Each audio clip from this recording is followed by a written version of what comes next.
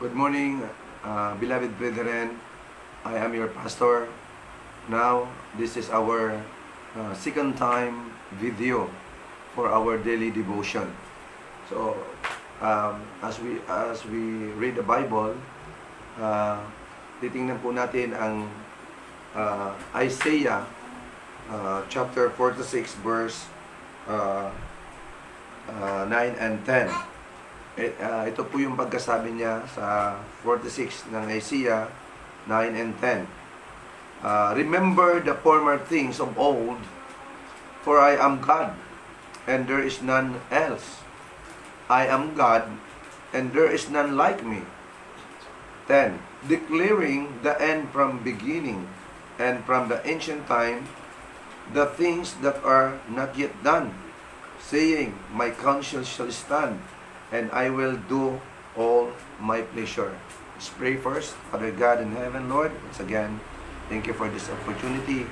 And Lord, sa muli, pag-uusap po namin ng iyong banal na salita. Bigyan niyo po kami ng katalinuhan, ng karunungan, nang maintindihan po namin na patuloy ang iyong salita. In Jesus' name we pray, Amen.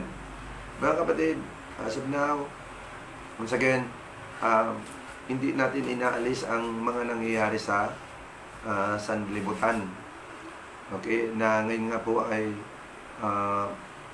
tayo ay sakop ng epidemic or pandemic nangyari buong mundo, na ang lahat ay nangatakot dahil nga sa nangyayaring sakuna na ito. But after this COVID-19, ano kaya yung future? Ano na naman kaya ang susunod? Ano ba yung mga pwede pang muling mangyari? No one knows. Wala sa ating saan tao, but God knows. Alam ng Diyos ang lahat. Okay? Sa panimula pa hanggang sa katapusan. So, that is why, ang sabi niya, He is our God. Okay? Walang iba. Okay? There is none like Him. Siya lang ang makapangyarihang Diyos, ang may kakayahan ng lahat, na pwedeng sumpuin ang anumang mga sakuna o anumang virus na gaya ng coronavirus.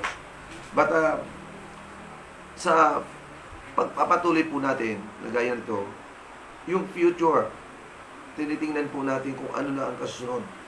Kaya nga, lahat ng mga bagay, okay, lahat ng mga nangyayari, lahat alam ng Diyos. Maaaring tayo ay hindi natin alam, dahil talagang as a human, ay talagang tayo ay ano lang po tayo, tinatawag na kung lang tayo, kontrolado, at tayo ay kumbaga limitado lang sa kaalaman. But the Lord, hindi po siya ay kumbaga hindi siya limitado, kundi He knows everything. Alam niya po ang lahat. So God has everything under control. So kontrolado po niya ang lahat, and all things will work out, okay, just as He has planned. Plano na po niya ang lahat ng ito. So nothing will surprise the Lord. He knows the end from the beginning. So that's why what the Bible says and Revelation chapter 22 verse 13, I am Alpha and Omega. So He is also the beginning and the end, and the first and the last. So yun po yung pagkasabi ng Panginoon sa Revelation chapter 22 and 13. So papansinin po natin yung sinasabi po ng 1 Corinthians chapter 2 verse 9 and 10. Babasahin po natin, basahin po natin ito. Yan. Ito po yung pagkasabi niya sa 1 Corinthians. Yan. 1 Corinthians chapter 2 verse 9 and 10. Ito po yung pagkasabi niya po. But it as it is written. So nakasulat na po yan.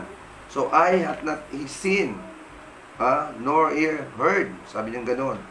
neither have entered into the heart of man the things which God hath prepared for them that love Him. So, Diyos lang nakakaalam ng lahat ng yan. Hindi ang ating mga mata makakita, hindi ang ating mga tainga na makarinig. At sabi na, maging ang ating mga puso ang malaman ito. But God knows. He is the only God who knows everything.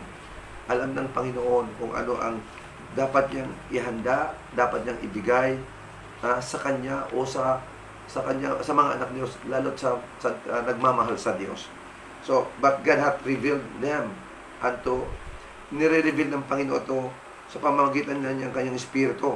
For the Spirit searcheth all things. So, ang Espiritu lang po ang nakakapag-search ng lahat. Okay? Sabi niya, so sa namang mga bagay na mga hindi natin nakikita o malalalim na mga bagay na hindi halos natin maunawaan. So the only the Spirit of God ang siyang lamang na makakapag-search ito o makakapagbigay ng kaalaman sa bawat isa sa atin ito. So kaya tayo po ay binabalaan na kung saan ay bilang anak ng Diyos, huwag tayong matakot. So, sinasabi po ng Revelation chapter 2, verse 10. Ito po yung pagkasabi niya sa Revelation chapter 2, verse 10. Ang sabi niya po ay, 9 muna, sabi ng 9, I know thy works, okay, and tribulation and poverty, but thou art rich. And know the blasphemy of them which say they are Jews and are not, but are the sign ng kabusitan. So alam ng Diyos ang mga hindi totoo. Alam ng Diyos ang mga totoong mananampalataya. Bagamat tayo ay dumadaan sa mga pagsubok, sa mga problema, sa mga sakuna na gaya ng COVID-19, sabi ng Panginoon, alam niya kung anong ginagawa natin. Alam na ng Panginoon kung anong mga kabigatan o ating mga kapigatihan. Kung ating mga, sabi niya, mga kagutuman, alam ng Diyos. Okay? So, kaya ang sabi ng Panginoon lalo sa mga Kristiyano o mga mananampalataya, sabi niya dito na huwag matakot. Okay? Sabi niya, fear none of those things which thou shalt suffer. Behold, the devil shall cast some of you into prison, that ye may be tried, and ye shall have tribulation 10 days. Be thou faithful unto death, and I will give thee a crown of life. So, Christian, mga kapatid, maliwanag na tayo po ay nakakasiguro at sinasabihan tayo ng Diyos na huwag matakot. Ano man ang mga nangyayari sa atin, sa mga ngayon ay hanggang 7 o hanggang 10 araw lang. Okay? At ito nga ang usapin na ang COVID-19, kapag ikaw itinamaan, makakasurvive ka after 10 days. So, tingnan nyo, after 10 days, kung hindi ka talaga mapupuran o rather, ang ano naman talaga ay kapag mga bata pa at medyo malakas pa ang immune system at talagang makain ng masarap ng sustansya, ay hindi sila gaanong apektado ng COVID-19 na ito. But most na naapektuhan ito, yung mga matatanda, mga lolo at lula, lalo na mayroon ng mga sakit-sakit na iba. So, ano pa man, kung ang mga taong ito, o lolo at lula, matatandang tao, ay tumanggap sa Panginoon at ligtas po sila, walang dapat po tayong ipangamba. Okay? So, yan po ang na usapan po natin.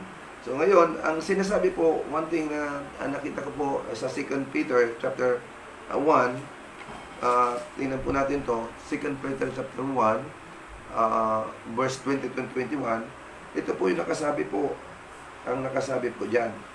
Knowing this first, so alamin natin muna ito, sabi niya, that no prophecy of the scripture is of any private interpretation.